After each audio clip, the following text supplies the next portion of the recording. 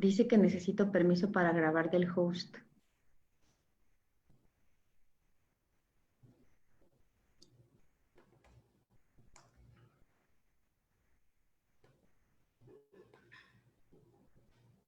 Bueno, ya estamos transmitiendo en el Facebook del Centro Universitario de Tonalá.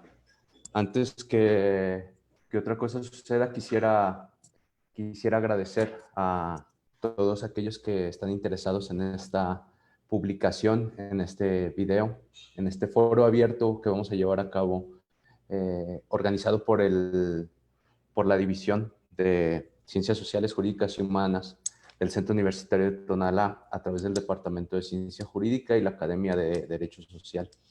El día de hoy estamos reunidos para llevar algunas inquietudes que hemos recibido como Departamento de Ciencias Jurídicas, no solamente de los estudiantes de la Facultad de Derecho, sino también de la comunidad estudiantil en general del Centro Universitario de Tonalá y de la sociedad en general acerca de uno de los temas, eh, digamos, más relevantes en los términos de esta situación excepcional que estamos viviendo con la pandemia del coronavirus, que es lo relativo al derecho laboral. Nuestra comunidad de estudiantes tiene una buena cantidad de los mismos trabajando y se han encontrado en las dificultades propias de esta situación en la que nos encontramos, así como también hay algunos estudiantes que son empleadores y por lo cual se han generado ciertas dudas, las cuales valdría la pena bien responder en los términos de los derechos laborales. Es decir, que nosotros, el Departamento de Ciencias Jurídicas y el Centro Universitario de Tonalá, digamos, preocupados eh, por, por la labor sustancial de la universidad, que significa brindar un apoyo a la comunidad. La universidad no es nada sin su comunidad y es para la comunidad misma, no solo para la comunidad universitaria, sino para la comunidad de Jalisco y para la comunidad mexicana, pues la fuente, digamos, de conocimiento que puede ayudar para articularse mejor. Por lo cual, nosotros hemos decidido llevar a cabo este foro, insistimos, tanto para empleadores como para trabajadores, para conocer un poco el marco regulatorio de las relaciones laborales y cómo se debe de proceder y cómo se puede proceder en una situación tan excepcional como la que vivimos hoy. Nos va a acompañar para hablar de los diversos temas a tratar el doctor Juan Durán, la maestra Lucía Flores y la maestra Mayra Mora. Como se sabe, el título del foro son los derechos laborales en una situación atípica como el COVID. Son diversos enfoques sobre estos derechos laborales en esta situación que vivimos de excepcionalidad. Lo haremos en 3 fases. Nuestros ponentes hablarán entre 6 y 10 minutos de temas como el primero, la diferencia entre estado de emergencia y estado de contingencia, los diferentes efectos que puede tener hablar de estas diversas categorías jurídicas. Después, qué se considera como trabajo esencial y cuáles son las implicaciones de estas consideraciones de los trabajos esenciales y no esenciales y qué suceden con los demás tipos de trabajos. Y por último, hablaremos de las acciones, procedimientos y las instancias para denunciar las violaciones a derechos laborales que se puedan presentar. Para ello, pues hablarán nuestros diferentes ponentes. En el primer caso, para hablar de las diferencias entre el estado de emergencia y el estado de contingencia, nos acompaña el doctor Juan Durán. Juan es abogado y maestro y doctor en Derecho por nuestra Casa de Estudios, por la Universidad de Guadalajara. Actualmente imparte algunas materias en el grado de Derecho de la universidad. Es participante como ponente y conferencista en diversos foros, tanto nacionales e internacionales, y ha participado en 4 libros colectivos y artículos en diversas revistas indexadas de la Universidad de Guadalajara, la Universidad de Colima.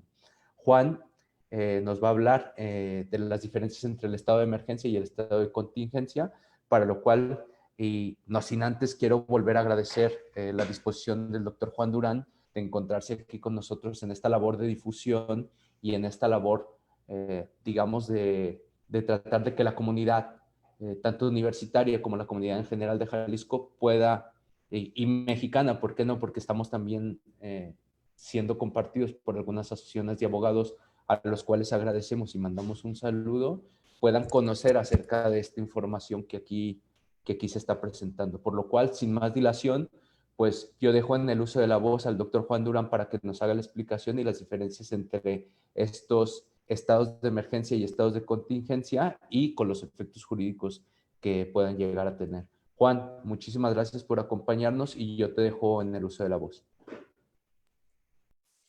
Muchísimas gracias.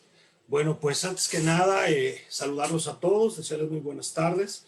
Estamos aquí empezando este foro, agradeciendo sin duda alguna a la Academia de Derecho Social del CUTONALA, sí, y a esta invitación a nuestro rector y a nuestro jefe de departamento, por medio del cual podemos hablar a la comunidad universitaria, a la comunidad jalisciense y a todos aquellos que estén compartiendo esta señal de Facebook. ¿Sí? Finalmente, lo que queremos hacer es plantear una circunstancia que es lo que nos está atañendo a nivel nacional. Pero bueno, sin más preámbulo, quisiera platicar con ustedes sobre este tema. El tema que a mí hoy me toca compartir con ustedes es hablar sobre la circunstancia de lo que es la diferencia entre un estado de contingencia y un estado de emergencia sanitaria. ¿Por qué? Porque este tipo de circunstancia es la que ha generado quizás un mayor problema en cuanto al entendimiento para poder determinar qué es lo que se debe de aplicar en las relaciones de trabajo. Quiero entender o quiero hacerles entender algún tipo de cosas. Primero, miren, antes de empezar con esta charla, yo estuve pensando en un par de circunstancias. La primera, sí, y que sin duda es de gran trascendencia, es que después de esta epidemia, después del COVID-19 o del coronavirus, pues sin duda alguna vamos a entender que el derecho laboral no será el mismo, ¿sí? Y no solamente el derecho laboral, el derecho en México tendrá que cambiar, tendrá que adecuarse a esta realidad, porque esta realidad se ve inmersa en que en algún momento no se supo tratar de la mejor manera para poder crear un estado de contingencia o poder hacer un decreto al final de cuentas para que se hubiese esta sincronía entre los trabajadores y las fuentes de trabajo. Pero otra, digamos, por decirlo así, reflexión que les quiero compartir antes de empezar, es que quiero que entendamos, ¿sí? Las fuentes de trabajo y los trabajadores no somos enemigos, esa es la realidad, ¿sí? Nos necesitamos unos de otros junto con el gobierno para poder desarrollar y florecer. Bueno, dicho lo anterior, quisiera establecer esta circunstancia. Miren, ¿cómo empieza este tema? Quiero que entendamos. Constitucionalmente, en México están establecidas ciertas facultades extraordinarias cuando el país se ve en un estado de emergencia o se ve, digamos, afectado por una circunstancia de salud, un estado epidémico. ¿Sí? Esta circunstancia está establecida constitucionalmente en los artículos, el artículo 73, fracción 16, en el cual se establece ciertas medidas extraordinarias que deben de ser decretadas por la Secretaría de Salud y después, si están conformes, la Presidencia de la República tendrá en determinado momento que avalarlas. ¿Sí? También, dicho sea de paso, esta circunstancia en un aspecto sistémico sí, también tiene implicación en la Constitución en lo que está establecido en el derecho a la salud, el artículo 4, y particularmente la fracción tercera, en el cual establece una facultad concurrente por parte de las autoridades estatales para establecer medidas de emergencia. Entonces, ¿qué es lo que pasa? Constitucionalmente están vertidas ciertas facultades para la Secretaría de Salud, para la Federación y para los estados para realizar medidas de emergencia que al final de cuentas logren salvaguardar la salud de los mexicanos. Bueno, ahora, ¿dónde empieza la controversia entre el estado de emergencia y el estado de contingencia? Que quizás es la parte más interesante de lo que yo les vengo a hablar. El problema empieza aquí, ¿sí? Si nosotros revisamos la legislación general de salud, se establece que el estado de, o la acción extraordinaria de sanidad es facultad de la Secretaría de Salud. Y el Estado mexicano ha emitido determinadas medidas en el Diario Oficial de la Federación desde que el 11 de marzo fuera emitido como una pandemia el COVID-19, ¿sí? Y esto implica que desde la primera sesión, el 19 de marzo, de la creación del Consejo de Salubridad General, ¿sí? Y el 23 de marzo, cuando se establece como una enfermedad grave de atención prioritaria por parte del COVID-19, establece esta circunstancia de que tiene que darse ciertas medidas. ¿Qué es lo que pasa?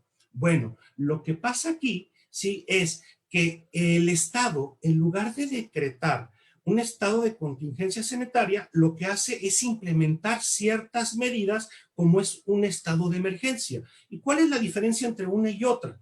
Que el decreto de un estado de contingencia sanitaria, conforme lo que dice la Ley Federal del Trabajo, en términos del artículo 42 bis, con relación al 427 y con relación a lo que dice el 429, establece la posibilidad para los patrones de que paguen a sus trabajadores solo un salario mínimo diario hasta por un mes.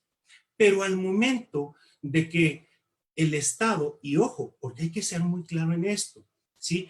Cuando se establece el Consejo de Salubridad General, ¿sí? Y el 31 de marzo, del 30 de marzo, perdón, decreta el estado de emergencia, pues primero no puede ejercer una acción de emergencia sanitaria contenida en el artículo 184 de la Ley General de Salud, primero porque es competencia de la Secretaría de Salud.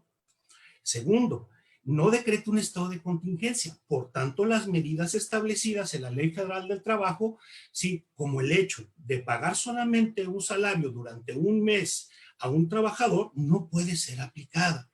Por tanto, a los trabajadores no se les puede hacer la disminución del salario, se les tiene que pagar. Y aparte, no se puede dar ni la suspensión ni la terminación de las relaciones de trabajo porque no está permitido por no haberse hecho un decreto en los términos que se debió de establecer.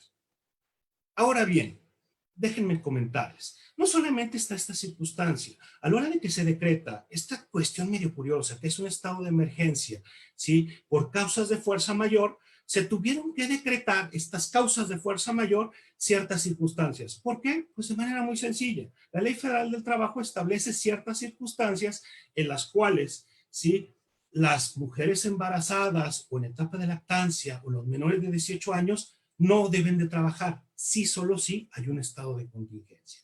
¿Cuál es el problema? El problema es que el acuerdo del 31 de marzo y los posteriores aclaratorios, ¿sí?, que se emiten el 21 de abril, lo único que realizaron es establecer el estado de emergencia sanitaria y por tanto el decreto emitido por la Secretaría de Salud del 31 de marzo en el Diario Oficial de la Federación tuvo que establecer y definir primero cuáles eran las fuentes de trabajo determinadas esenciales, porque pues no había ningún lado donde estaban. Y aparte establecer medidas de distanciamiento y medidas en las cuales se tendría que proteger a ciertas personas que finalmente se generan comorbilidades para que no fueran a trabajar y los empleadores no pudieran despedirlas por esta circunstancia. Como ven, es un problema bastante complejo y sin duda nuestra idea era de inicio darles este preámbulo, decirles, una de las principales problemas es, si no se decreta bien un estado de emergencia, si no se decreta bien lo que dice la Ley Federal de Trabajo, un estado de contingencia sanitaria, no se pueden aplicar las medidas que están previstas en la Ley Federal del Trabajo. Se decretó otra cosa. Y de ahí se generan otra serie de circunstancias, como son las que les va a hablar la maestra Lucía Flores, y de manera posterior les explicará la doctora Mayra Mora, ¿sí? Pero sin más, dejo en el ejercicio del uso de la voz al doctor Marco Núñez. Muchísimas gracias, Juan. Quisiera nada más recordar un poco que estamos siendo transmitidos a través de los diferentes Facebook que nos han compartido en la red, por lo cual quisiéramos invitar a los que están viendo esta transmisión que si tuvieran alguna duda, alguna pregunta, lo dejaran en la sección de comentarios de la transmisión original que tiene como base la página del Centro Universitario de Tonalá. Por lo cual, yo quisiera darle paso a la maestra Lucía del Carmen Flores. La maestra Lucía del Carmen es abogada y maestra también por la Universidad de Guadalajara. Es abogada y litigante en el despacho Lex Corporativo Jurídico Empresarial y representa al sector patronal desde noviembre del 2009 y es profesora de asignatura del Centro Universitario de Tonalá. Es miembro de la Comisión de Derecho Fiscal y de Seguridad Social del Colegio de Abogados de Jalisco, constituyente Luis Manuel Rojas. Y si me detuviera a leer su currículum, pues aquí estaríamos un buen rato.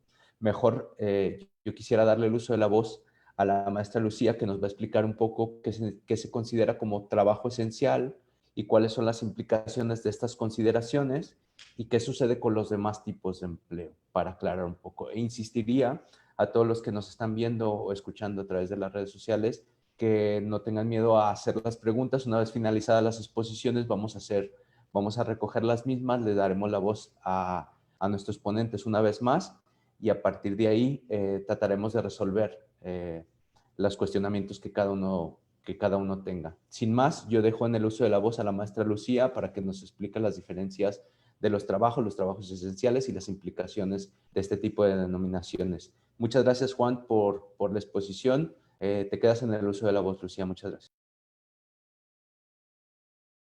Muchas gracias. Pues saludos a todos los que están en el foro.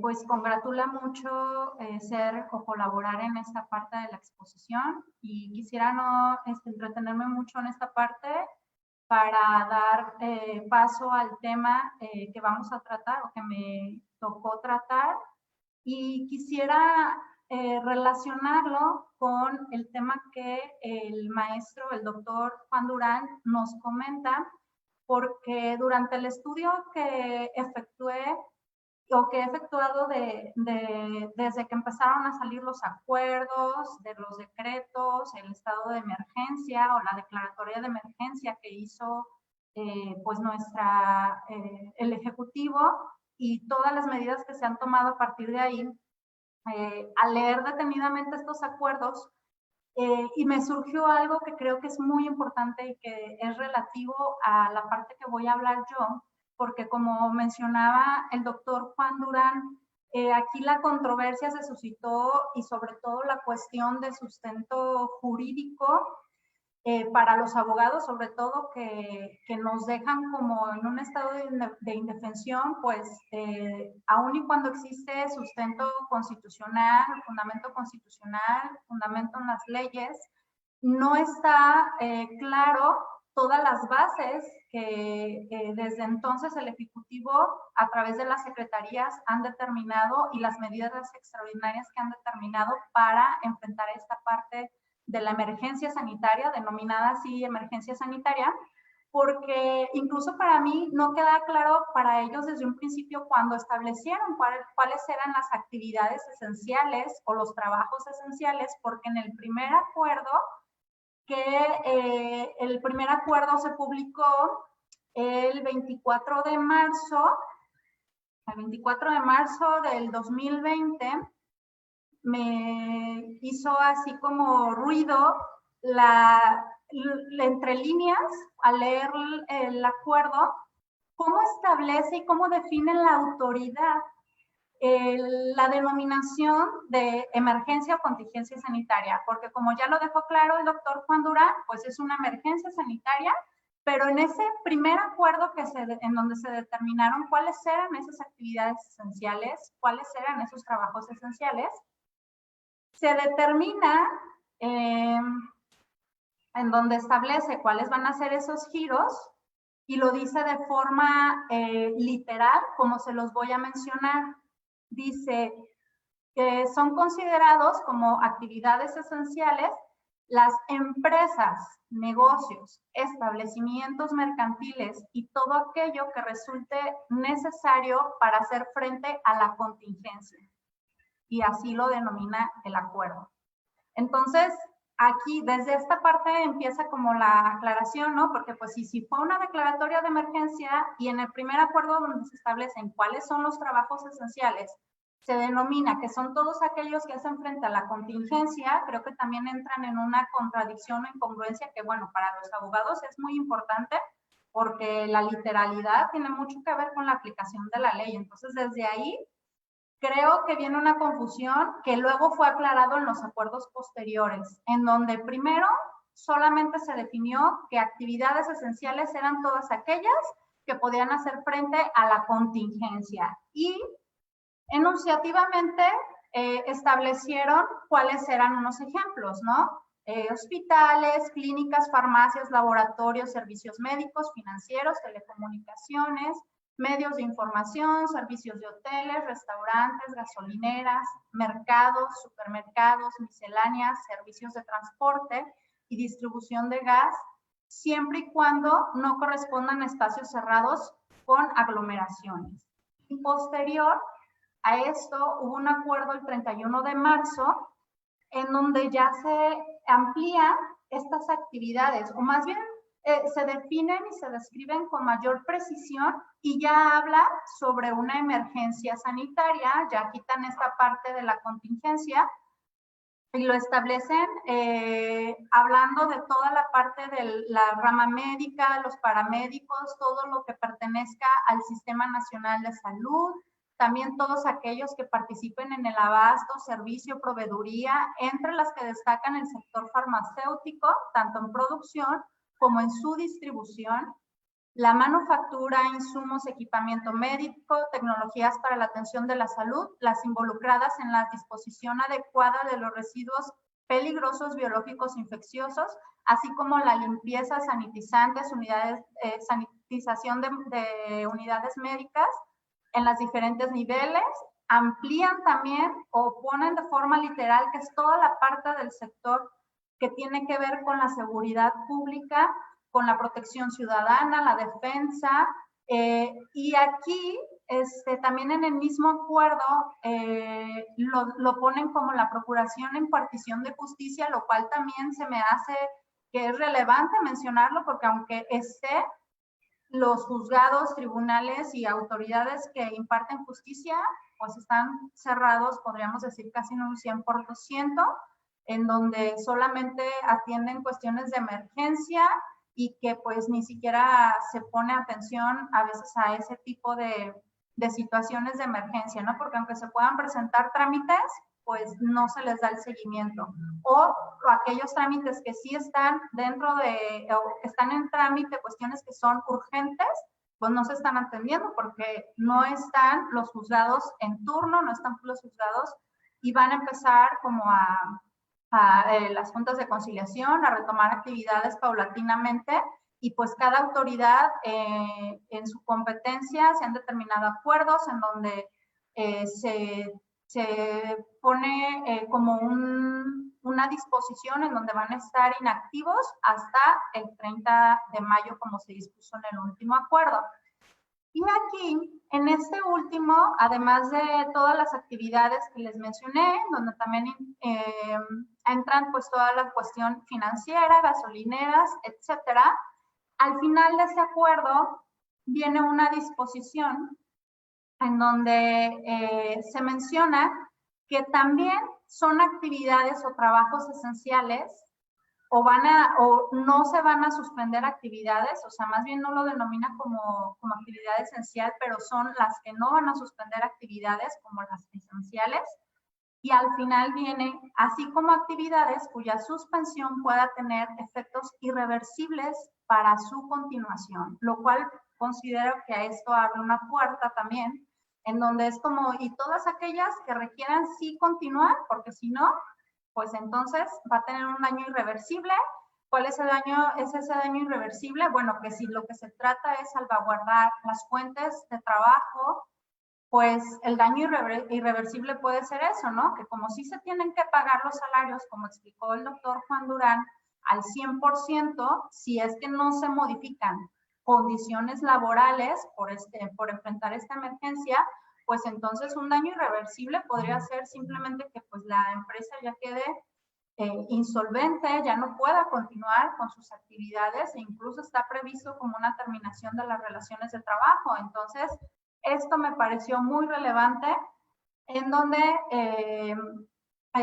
sí creo que es importante mencionarlo y también cuando se establece en este mismo acuerdo, sigue siendo el acuerdo del 31 de marzo, al final viene que todas aquellas actividades esenciales también relacionadas directamente con la operación de programas sociales, gobiernos y necesarias para la conservación, mantenimiento, reparación de la infraestructura crítica que asegura la producción y distribución de servicios indispensables, a saber, agua potable, energía eléctrica, gas, petróleo, gasolina, turbocina, saneamiento. Al final viene de forma literal, entre otras más que pudieran listarse en esta categoría.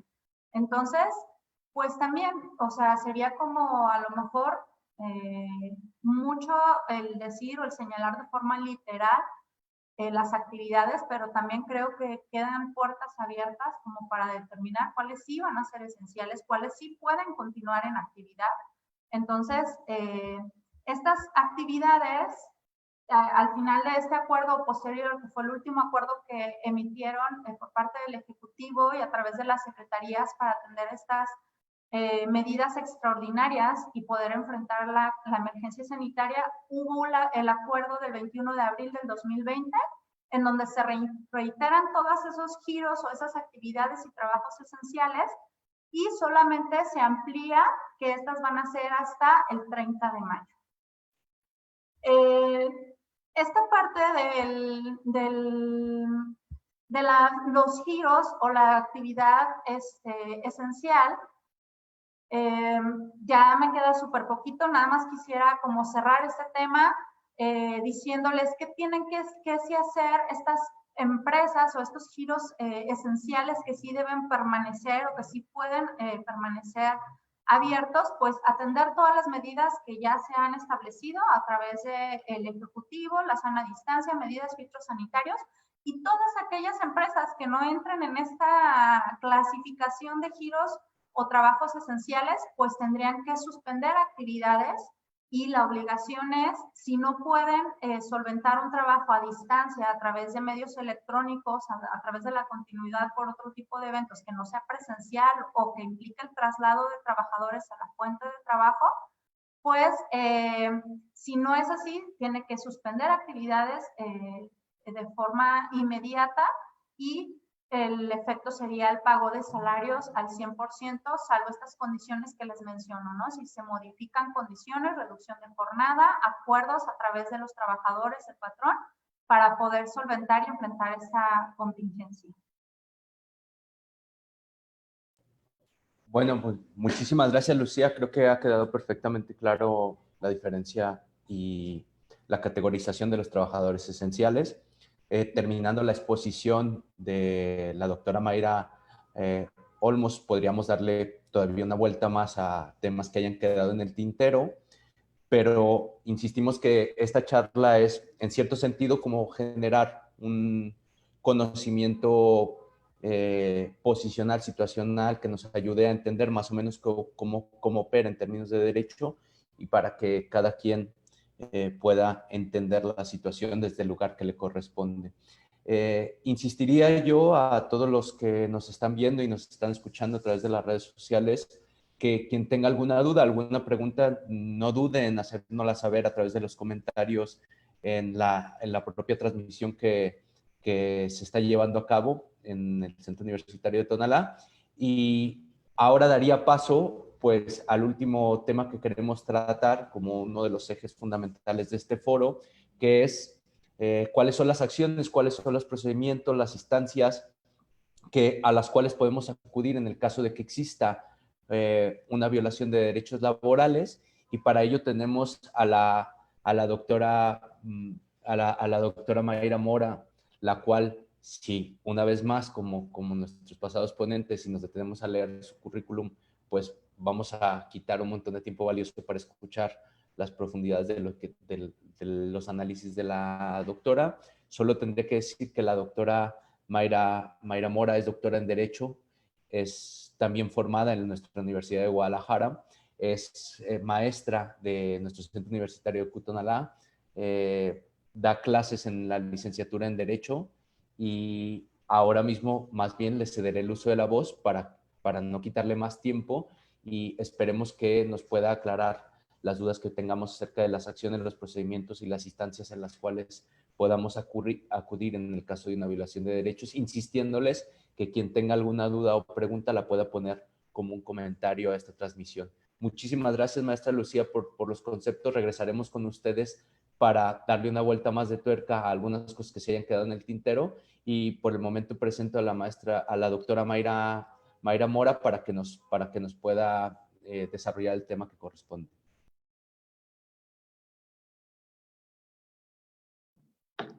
¿Ya me oyen? Ok, gracias, muy buenas tardes a todos. Estoy muy contenta de estar aquí. Gracias por la invitación. Esta plática está preparada para los alumnos y todas aquellas personas que nos escuchan y que están en los supuestos jurídicos que esta contingencia, esta situación atípica nos presenta. ¿Como qué? Pues si eres patrón, si eres trabajador, si eres el dueño de una tiendita, si trabajas por tu cuenta, ¿no? Espero poderles ayudar o abonarles en esta parte, porque ya el doctor Juan dejó claro sobre la emergencia sanitaria y la contingencia sanitaria. Miren, las autoridades no han declarado la contingencia sanitaria no porque no sepan, sino porque están tratando de tener el alud de cuestiones económicas que se nos va a venir después de este desajuste.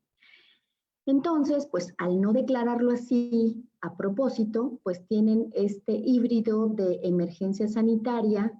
Por lo tanto, para evitar que sorprendan a las personas que nos están escuchando, los patrones no están autorizados a pagarles el mínimo, porque eso dice el supuesto del 427 fracción sexta de la Ley Federal del Trabajo.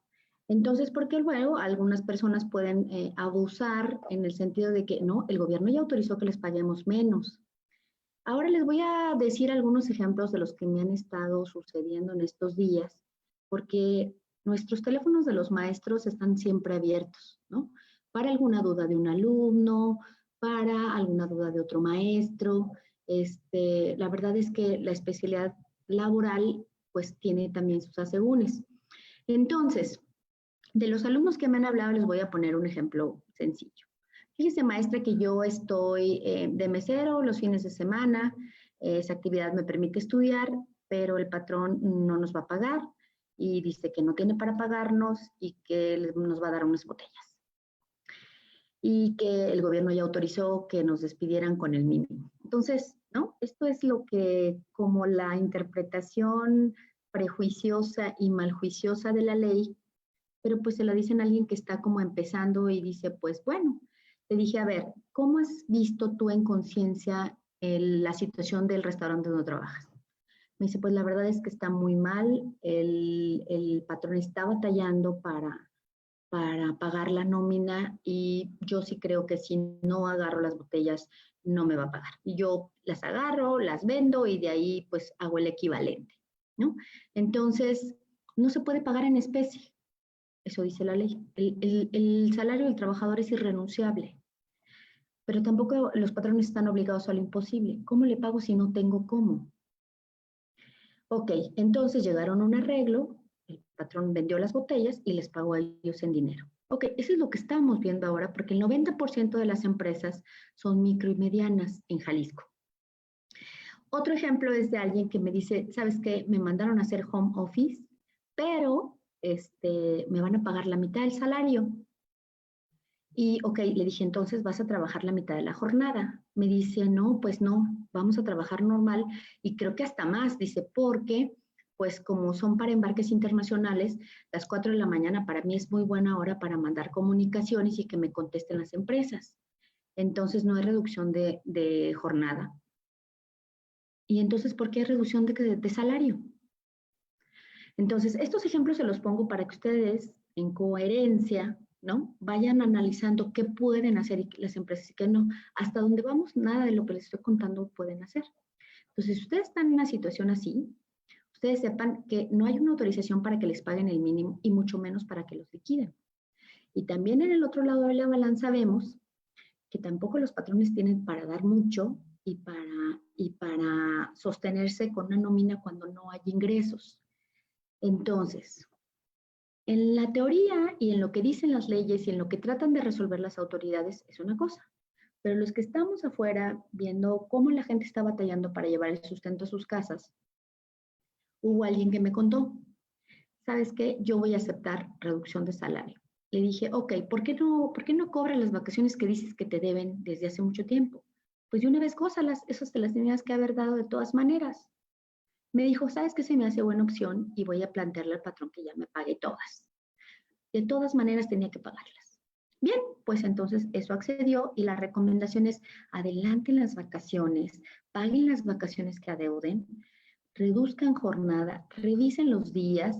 Yo creo que de aquí vamos a salir de la mano los patrones y los trabajadores. Las autoridades estamos como solamente de contingencia, ¿no? Porque en realidad los que van a llegar a los acuerdos son ellos. Ahora, déjenme comentarles algo. Para este tipo de convenios no se necesita autorización del tribunal, ¿no? Y eso dice el artículo 429, fracción cuarta, ¿no? Entonces, porque me dijeron, oye, quiero ir a hacer el convenio, quiero ir a la junta a hacerlo, quiero que me digan que necesitan, pues la ley dice que no lo necesitas, en este caso, cuando hubiera contingencia sanitaria.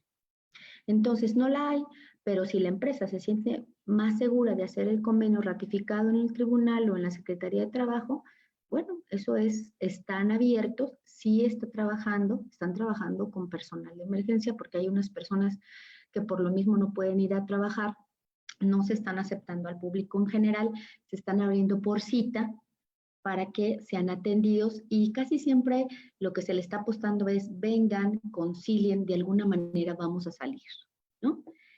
Ok, para los que tengan como trabajadores. Para los que sean como patrones, pues lo que comentaba yo hace un momento, ofrecer algunas salidas que puedan no dañar al trabajador, pero tampoco ahorcar a la empresa, porque ahorcada a la empresa se acabó el trabajo, ¿no?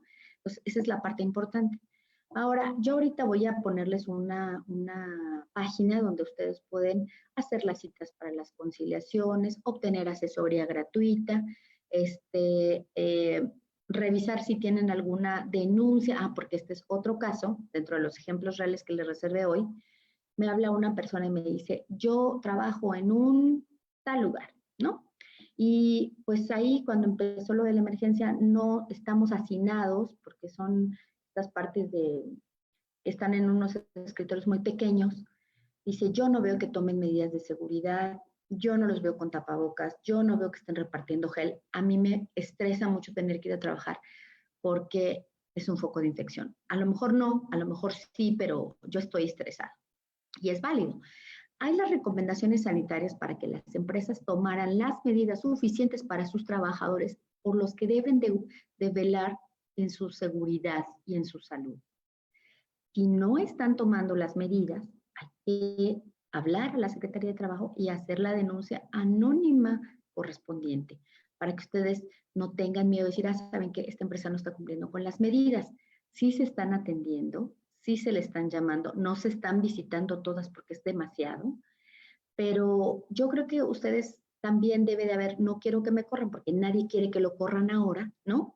Porque pues uno necesita su trabajo, pero sí que tomen las medidas. Entonces, ya les expuse el caso de que no se debe de aceptar la rebaja de salario y no se puede pagar en especie con las características que les comenté y cómo lo resolvieron los patrones y los trabajadores, porque en esta época de emergencia, pues ahora se pone uno muy creativo, ¿no? Y dentro de los unos muy creativos, una empresa de bicicletas me dijo, ¿sabes qué? Les voy a pagar con bicicleta y los trabajadores ya me lo aceptaron y voy a reducir jornada, pero no voy a hacer despidos. Perfecto, ¿no? ¿Ya te lo aceptaron los trabajadores? Sí. Y los trabajadores dicen, según ellos, bueno, según lo que me comentaba esta persona, sí, afortunadamente ellos también quieren conservar la fuente de trabajo. Y eso es bueno. Ahora, para los que están por su cuenta, que no tienen ningún ingreso y que su ingreso obviamente se vio mermado, bueno, para eso hay planes del gobierno en donde si no tienes un ingreso, tengas uno básico para que por lo menos tu subsistencia. Y si me dejan compartir, voy a permitir compartir la página que tengo aquí. Miren, en esta página ustedes van a encontrar varias cosas. Una, ya la terminé de compartir o algo hice, Permítanme porque estoy queriendo abrirla. ¿Ya se ve? ¿Sí se ve? Ok, miren, estos banners hablan de cuáles son las actividades esenciales o no esenciales, lo que hablaba la maestra Lucía, de cuáles actividades sí se van a permitir y cuáles no. Y los abogados luego andamos haciendo unas interpretaciones de que, bueno, no soy actividad esencial, pero me enroco en la cadena productiva y ya soy actividad esencial. Entonces, en eso ustedes tienen que estar muy al pendiente. Esos son los puntos finos de derecho para los abogados. Y entonces, aquí, déjenme decirles que la Junta y la Secretaría tienen los plazos suspendidos para las cuestiones no urgentes, ¿no? Pues sí, los trámites regulares de los expedientes, las huelgas, hay algunas cosas que no se le está dando, que están suspendidas y esta suspensión acaba hasta el 30 de mayo, ¿no? Y aquí pueden ustedes encontrar el acuerdo. También, en caso de que ustedes quieran acceder a algún apoyo del gobierno por parte de los que no tengan ningún ingreso, aquí también lo podrán encontrar para saber cómo acceder y qué características deben de tener. Y aquí viene la parte de convenios laborales que ahorita se los voy a terminar. Este es el plan emergente para el empleo. Ahí viene qué características tienes que tener, a dónde puedes acudir para que puedas acceder a estos apoyos. Yo con todo mi corazón quiero que estos apoyos lleguen a quien tienen que llegar, porque hay muchas personas con una situación realmente terrible y de repente hay unos que dicen, bueno, no estoy tan terrible, pero quiero acceder al apoyo. Bueno, si no estás tan terrible, dale oportunidad a gente que realmente lo necesita. Bueno, y ya para terminar, creo que ya está cerca mi participación de salir, ¿no? Les voy a poner en donde dice, la conciliación nos ayuda a todos. Bueno, ahí vienen los teléfonos donde ustedes pueden denunciar en caso de que no se estén tomando las medidas sanitarias, ¿no? En caso de que tengan alguna duda, ¿no? Y también viene el teléfono para que ustedes puedan acceder. Aquí está, déjenme ver aquí, si se alcanzan a ver. Ahí viene la página, ustedes lo pueden consultar. Y aquí viene todo un cuadro de donde ustedes pueden llamar y donde pueden denunciar y demás cosas que ustedes necesiten saber. Creo que es todo, espero no haberme pasado del tiempo y yo les agradezco mucho, mucho su atención y espero haber sido clara y no revolverlos mucho. Gracias. Muchísimas gracias, Mayra. Yo creo que fuiste muy clara en tu exposición y creo que todos nos quedamos con conceptos muy, muy bien establecidos a partir de lo que tú nos has dicho. Quisiera hoy, en este momento, abrir el ejercicio para algunas cuantas preguntas que por el Facebook nos hicieron llegar algunos de las personas que están en el auditorio.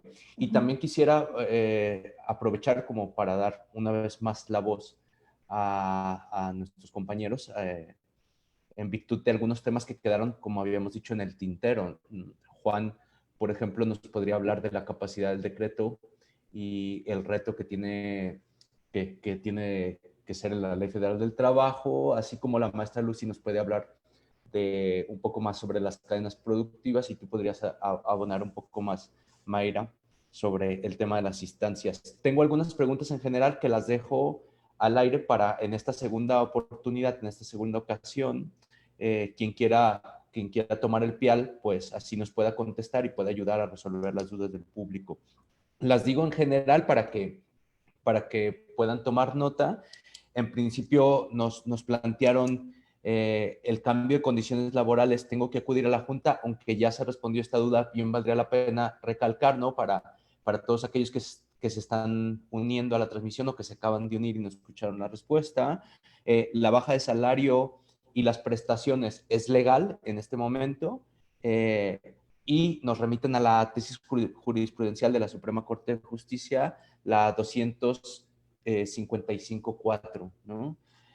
Otra de las preguntas que se nos hace es, si yo trabajo en los temas de salud y me contagio por COVID-19, ¿se considera enfermedad laboral o es un riesgo de trabajo con incapacidad? Otra de las preguntas que nos lanzan en el público es, ¿el home office está regulado, está establecido en las leyes laborales o qué tipo de consideraciones aprovecharía yo para decir qué tipo de consideraciones, digamos, que podrían regular esta actividad? Una más que se añadiría a la pregunta que ya se formuló, si el contraer COVID es un riesgo de trabajo. Y por último, ¿qué saben ustedes sobre créditos de microempresa? Estos temas los dejo como abiertos, ¿no? Demos una vuelta de tuerca a los temas que ya habíamos abonado y por lo pronto dejaría en el uso de la voz al doctor Juan Durán, repetiríamos después con Lucía y después con la doctora Mayra. Juan, te escuchamos. Bueno, miren, antes de quizás hablar un poquito más del tema, hay una pregunta ahí que estaba diciendo el doctor Marco que es fenomenal, ¿no? Y creo que tiene una gran importancia, ¿sí? Preguntaban si el COVID-19 puede ser considerada como una enfermedad de trabajo. Primero, a lo mejor valdría la pena hacer alguna aclaración, ¿no? ¿Sí? ¿En qué sentido? Bueno, que las enfermedades de trabajo, ¿sí? Son aquellos padecimientos de salud que se dan en ejercicio o con motivo del trabajo. Es decir, para que el COVID-19 pudiera ser considerado como una enfermedad de trabajo, el trabajador forzosamente tendría que estar trabajando, es decir, no debe de ser por parte de una fuente de trabajo que sea considerada como esencial para que esté en el ejercicio del trabajo. ¿Estamos? ¿Sí? Ahora, si llegamos al escenario de que en determinado momento se trate de alguien dedicado a la salud, al servicio médico y tiene que estar en contacto con personas que trabajan con personas del COVID, déjenme decirles que el 3 de abril de este año se emite un acuerdo por parte de la Dirección de Prestaciones Económicas y Sociales, por parte del Instituto Mexicano del Seguro Social, denominado Criterios de Calificación para casos con coronavirus, COVID, como enfermedad de trabajo. Y ahí se establecen las reglas que deben de tomar los médicos del trabajo a fin de que decreten si una persona con estas características, es decir, que esté trabajando en una actividad esencial o bien que esté trabajando con una persona o con un grupo de riesgo y este se contagia, se ha considerado como un riesgo de trabajo. Ahora bien, si esto es considerado como un riesgo de trabajo, pues pudieran darse dos circunstancias. Una, o que tenga una incapacidad permanente, ya sea total o digamos parcial, o bien que se dé la muerte en virtud de esta realización. Y ahí se generarían las prestaciones en especie y económicas que se plantean por parte de la ley del Seguro Social. ¿Sí? Ahora bien, sí, ya por último, creo que sí, con esto queda la respuesta. Me gustaría nada más darles una circunstancia muy breve, que es lo que platicábamos antes de empezar esta charla entre todos, que es muy importante hablar, ¿no? O sea, por ahí yo leía algunos comentarios que pusieron en el Facebook de que si era susceptible interponer un amparo con relación a cómo se decretó el estado de emergencia. Y miren, en mi opinión yo considero que sí. ¿Por qué? Porque quien decreta el estado de emergencia es el Consejo de Salubridad General. Y en la Ley General de Salud, en particular en el artículo 184, a quien se le otorgan estas facultades, para ser clarísimos, es a la Secretaría de Salud y no al Consejo de Salubridad General. ¿Qué es lo que pasa? Entonces, el establecimiento de una acción extraordinaria emitida por parte del Consejo de Salubridad General se queda sin base legal. Además de que seamos claros, el estado de emergencia no existe. El estado de emergencia por causa de fuerza mayor no existe técnicamente ni en la Ley General de Salud, no existe ni en la Ley de Protección Civil, si ustedes quieren determinar, porque ahí se habla de una circunstancia de emergencia, no existe la Ley Federal del Trabajo. Tan es así que en el Congreso se ha intentado legislar este tipo de circunstancia para darle un contexto de materia para ocasiones posteriores. ¿Esto a qué nos lleva? Pues esto nos lleva a que tenemos grandes retos. Yo cuando empezaba mi anterior participación les decía que finalmente los abogados y los operadores jurídicos debemos estar conscientes que después de que se dé por terminada esta epidemia o cuando volvamos a hacer nuestro tipo de trabajo que realizamos, tenemos grandes retos. Y estos grandes retos es establecer medidas suficientes, eficaces, ¿sí?, que generen, uno, el establecimiento, ¿sí?, de un estado que permita no trabajar en caso de riesgo, pero también que permita medidas económicas para que las fuentes de trabajo, sin duda alguna, no terminen, como se ha dado a decir aquí en Jalisco, no truenen, ¿sí? ¿Por qué? Porque quiero que sigamos en lo mismo, ¿sí? No somos enemigos, todos nos necesitamos los patrones y los trabajadores para crear, sin duda alguna, esta sinergia y este ciclo económico. Doctor Marco, le dejo el uso de la voz. Muchísimas gracias, Juan. Se añadiría una pregunta que acaba de ingresar al Facebook. ¿Qué modificaciones podrían darse en la Ley Federal del Trabajo en cuanto al concepto de emergencia? Creo que ya comentaste algunas cosas al respecto. Y había una pregunta también en los términos en los que se planteaba el daño irreversible a las empresas, ¿no? Si el amparo podría ser, digamos, una figura jurídica utilizable para alegar, digamos, en todo caso, o para tratar de salvaguardar jurídicamente el bienestar de una empresa ante esta contingencia en la que se encuentran los propios negocios, y o cómo operar, entendería yo, ante las multas o las clausuras que se puedan dar, digamos, por infringir alguna norma en esta situación excepcional, ¿no? Yo quisiera dejar la pregunta en medio, le dejo el uso de la voz a la maestra Lucía Flores para que nos comente acerca de las cadenas productivas, y si quiere insistir en alguna de estas preguntas, pues adelante, Lucía. Muchas gracias. Sí, quisiera ampliar la parte que me tocó platicarles respecto a la cadena de producción, de productividad de las empresas, porque también aunque entren estas empresas que les mencioné yo de forma literal y que aún así el acuerdo deja la puerta abierta para aquellas que tengan relación, o sea, lo comenta de forma literal los acuerdos, aquellas que incluso sean actividades cuya suspensión pueda tener efectos irreversibles, que incluso tienen relación con la pregunta que acaba de mencionar el doctor. Estos giros se relacionan o pueden sí no tener que suspender o pueden continuar con su actividad debido a una cadena de producción que hace necesario que aquellas actividades esenciales pues también continúen laborando o continúen prestando este servicio, ¿no? ¿Cuáles son esas empresas? Todas aquellas empresas o giros comerciales, actividades que tengan una relación directa y que formen parte de la producción de la empresa. Ejemplo, pueden ser productos médicos, elaboración de productos médicos, aquellas que presten servicios a los hospitales de lavandería, aquellos que presten en la producción, envase, elaboración, en la cadena, que den el terminado de los productos de aquellas empresas que pueden continuar todavía sin suspender, obviamente con las medidas sanitarias adecuadas.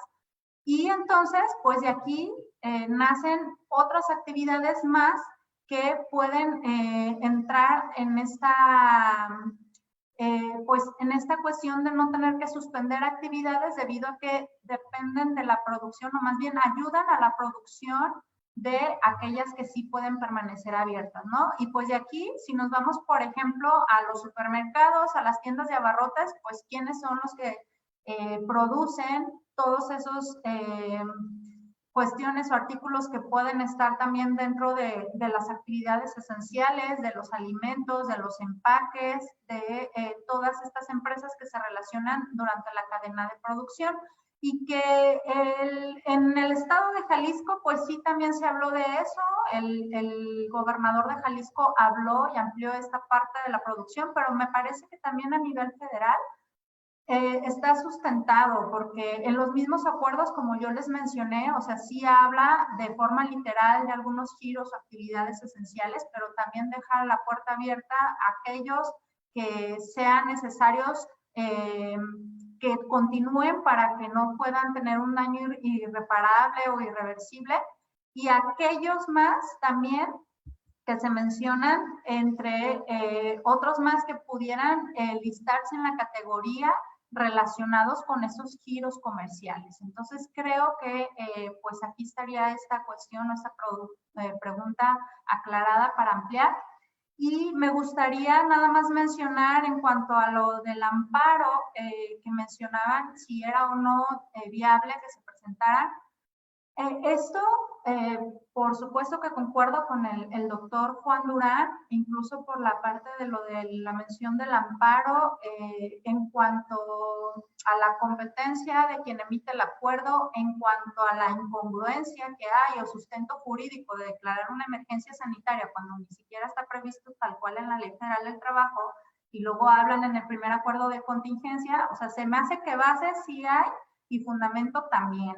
La cuestión aquí es, pues, nuestros juzgados de distrito que pudieron atender amparos indirectos contra este tipo de actos de autoridad, pues no están brindando este servicio más que para aquellos casos urgentes.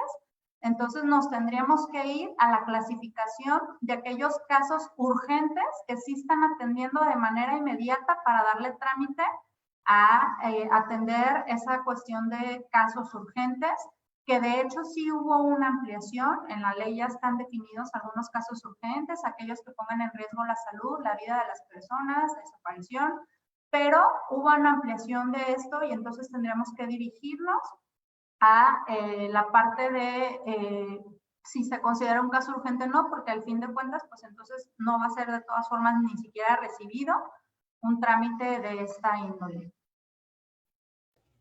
Muchísimas gracias, maestra Lucía. Creo que ha sido muy clara en lo que nos has explicado. Se añadieron un par de preguntas más a la transmisión, preguntas que creo que son de interés general acerca del teletrabajo y si el patrón debe de brindar condiciones para llevar a cabo el mismo, ¿no? Y qué pasaría si el patrón obliga a reducción salarial a sus empleados. Estas preguntas te las dejaría a ti, Mayra, y te dejaría también la pregunta que ya habías contestado, pero insisto, como hay gente que se está añadiendo a la conversación, pues bien valdría la pena aclarar de si existiría la necesidad de acudir a la Junta de Conciliación para definir los convenios que se puedan dar entre patrones y trabajadores en este marco, digamos, de situación excepcional que vivimos con el COVID. Mayra, te dejo en el uso de la voz para a ver si nos puedes ayudar a resolver estas dudas y para que amplíes los comentarios acerca de la exposición que había realizado. Ok, gracias. Miren, estuve viendo los comentarios ahora y la página que les puse obviamente es de Jalisco, pero ya vi que hay otras personas de otros estados. Me imagino que en su Secretaría de Trabajo, Dirección de Trabajo, independientemente cómo se llame, deben de haber establecido estas medidas. Afortunadamente, Jalisco se puso las pilas, fue uno de los primeros estados en suspender actividades, por eso no tenemos, pues bueno, tenemos los resultados que presentan cada mes. Bien, en caso de que se les obligue, que no se les debe de obligar a la reducción de salario, en caso que les despidan, pues les tocan sus acciones, ¿no? Es decir, si me redujeron el salario, es otra cosa que quería comentarles. Y en el caso de la persona que hace los embarques me dijo, pero ¿por qué nos están pagando la mitad si con un solo embarque que hice esta semana pago la nómina de un mes yo completo de la ganancia, ¿no?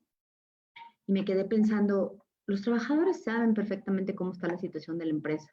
Entonces, ¿por qué reducir salarios si los embarques no han sido menores y la utilidad sigue siendo la misma? Por eso les digo, hay algunas cosas que se aprovechan y que no debieran. En caso de que así pasara, ustedes tienen la rescisión, es decir, patrón, me pagaste de menos, pues te rescindo el contrato y obviamente todas las acciones y todas las prestaciones que conlleva, más la diferencia de salario que no me pagaste en su momento. Y hubo otro patrón, otra persona más bien que me comentó, sabes qué, yo ahorita voy a tener este convenio, pero yo espero compensárselos en el futuro, ¿no? Porque esto sí da, ahorita no, pero esto sí recuperándome sí se los voy a compensar. Entonces esas situaciones que en los libros no vienen, tienen las acciones de rescisión o despido conforme marca la Ley Federal del Trabajo. Y sobre el teletrabajo, quiero decirles que el patrón tendría que proveer las herramientas para que el trabajador haga. ¿Y quién va a pagar el internet? Según dice la pregunta, pues los datos, el patrón. Así como también hay cosas que antes del COVID no se daban y se empezaron a dar. Por ejemplo, les decían, quiero que me des tu ubicación, tu geolocalización a tal hora. Y le decía yo a esa persona, ¿cuál es tu horario? No, pues termino a las 6. Entonces, ¿por qué quiere geolocalización a las 7? Y encima tienes que usar tus datos. No, no es posible, ¿no? Entonces, si vas a querer que ellos hagan la geolocalización, para eso son los celulares y los tiene que pagar el patrón. Y en este caso que me preguntaron, pues le dejaron llevar su computadora. Dijo, mira, ya es lo de menos, me están pagando completo, me traje con todo y la PC, esa persona que me consultó, y pues yo pago el internet porque lo pago para toda la casa, no tengo problema. Pero si no fuese el caso, pues entonces el patrón tendría que pagar los datos porque el trabajador es una herramienta de trabajo, ¿no? Y sobre la jornada, pues ya les comenté. Y la otra cosa que revisé es que alguien le contestó, pero no vi el antecedente, decía sobre el 427 fracción 1. 427 fracción 1 habla de la fuerza mayor en caso fortuito no imputable al patrón o su incapacidad física o mental o su muerte que produzca como consecuencia necesaria, inmediata, directa, la suspensión de los trabajos. Sí, pero para todas las fracciones del 427 se necesita autorización del tribunal. En la mayoría de los estados no están los tribunales trabajando, es decir, todavía ni siquiera está como completa la implementación de la reforma laboral. ¿Quién está atendiendo? Pues las juntas locales o la Secretaría de Trabajo, dependiendo, ¿no? Entonces, para que ustedes puedan acudir a los tribunales ahora que están en pausa, depende de los acuerdos que tengan en cada estado, pues les comentaba yo al principio, pues ahora tienen que hacer una cita, pero todo lo que demás que no sea importante ni esencial, pues están los términos suspendidos. Ese es el detalle, ¿no? Porque cuando regresen los tribunales de esta pausa, se van a encontrar con una luz de estas situaciones que hubo que no llegó a arreglo y que lo decidió demandar. Y entonces eso va a aumentar a la carga que ya se tenía en los tribunales, pues el trabajo, ¿no? Pero ustedes tienen expeditas sus acciones, o sea, no tienen ningún impedimento. Entonces ya contesté el de trabajo, ya contesté el de despido y ya contesté que en las juntas, en la Secretaría tiene un área que tiene que ver con inspección para las empresas y también tiene un área de conciliación administrativa, también para empresas, trabajadores, quien solicite su ayuda. Ya les puse la página, se las repito, es www.stps.jalisco.gov.mx. Creo que eso es todo. Bueno, pues muchísimas gracias, Mayra. Muchísimas gracias a todos los asistentes a este foro virtual. Agradecemos a la gente que asistió tanto de la comunidad universitaria de la Universidad de Guadalajara, del Centro Universitario de Tonalá, a quienes nos ven de otras partes del país, del estado de Jalisco. Esperamos que este foro haya sido útil para tanto trabajadores como empleadores, para tener más claridad acerca de los contenidos de las leyes laborales y cómo estas pueden ayudarnos a enfrentar las contingencias que hoy estamos viviendo como país. Decía un filósofo francés que en su momento, ¿no? Decía que vivimos en tiempos malos, pero son estos nuestros tiempos. Pues estos son nuestros tiempos, hay que afrontarlos con la mayor inteligencia posible, hay que utilizar las normas, porque las normas son, al final de cuentas, el fundamento de nuestras libertades, y hay que conocerlas, y esperamos que este ejercicio de conocimiento de la norma, de aplicación de la misma, les pueda ayudar a absolutamente todos los que han visualizado esto. Este ejercicio es un esfuerzo de la Universidad de Guadalajara, en el entendido de que nosotros, la Universidad de Guadalajara, somos una institución pública por y para la sociedad de Jalisco, por y para la sociedad mexicana, y lo que nosotros queremos simple y sencillamente es poner los conocimientos del claustro de profesores al servicio de toda nuestra comunidad. Por cierto, me voy a permitir agradecer de forma muy preciada a la doctora Mayra, que fue la que impulsó en principio esta idea, al doctor Juan y a la maestra Lucía, que inmediatamente les planteamos la idea, dijeron que sí, estuvieron muy atentos. Una de las cosas que definen a los universitarios de las universidades públicas es justamente esa vocación de ayudar a la sociedad misma con sus conocimientos, con sus saberes, y ellos fueron formados también en nuestra casa de estudios, por lo cual Les agradezco a nombre del rector del Centro Universitario, el maestro Alfredo Peña Ramos, y del doctor Tadeo Eduardo V. Contreras, director de la división, pues la participación de ustedes, profesores de nuestro claustro universitario, y agradezco también de una vez a todos los que hicieron posible al Centro Universitario de Tonalá, al buen Max por permitirnos esta transmisión, a la coordinadora de CTA, a la maestra Dulce, por permitirnos estas condiciones, y a todo el público en general. Si hubiese más dudas o preguntas, no duden en dejarlas en los comentarios de este video y analizaremos, ¿no?, si es que es pertinente volver a hacer un ejercicio como este. Insistimos con la finalidad de ayudarle a la sociedad de Jalisco, a la sociedad mexicana, a enfrentar una situación para la que nadie estábamos preparados, ¿no? Ni aquí ni en China, literalmente.